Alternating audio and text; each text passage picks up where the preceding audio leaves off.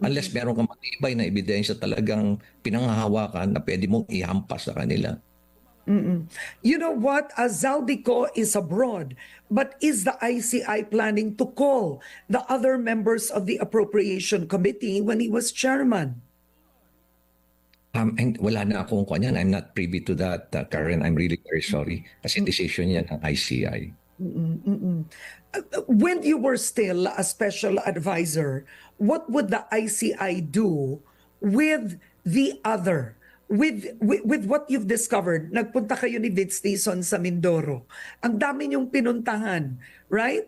La Union, di ba? Pumunta kayo. What would they do with the information that you would report to them? Well, unang-una kasi expected din sa ICI na mag-file ng case. Oo. No? Hindi pwedeng hearing lang ng hearing. Kailangan may nakikita o nakapag-file na ba ang ICI ng kaso kasi isa yan sa mandate niya. Yun ang trabaho ko. So, ang ginagawa ko ngayon is I have my force multipliers. I have the entire ecosystem helping me. Let us say, for example, may kaso. Ito yung nakita naming anomaly, either ghost or substandard. We bring in the technical people. Ito'y private sector to na willing na pro bono. Napakamahal na mga equipment nila but willing silang tumulong. And then after that, nandyan na rin yung CIDG and hopefully parating na rin yung NBI. We conduct the investigation. We prepare the case folders and the case folders are brought to itong mga volunteer na mga law firms na maggagaling na law firms. They review it.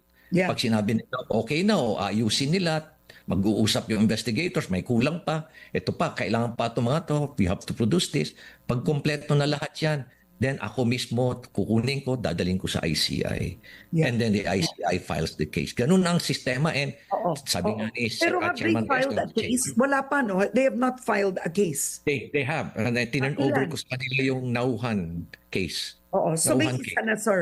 May isa na? At marami, yes, Juan Karen, meron na. At marami pang parating. Marami pa actually parating. Yun ang sinabi ko nga kay Sec Vince at kay General Asurin.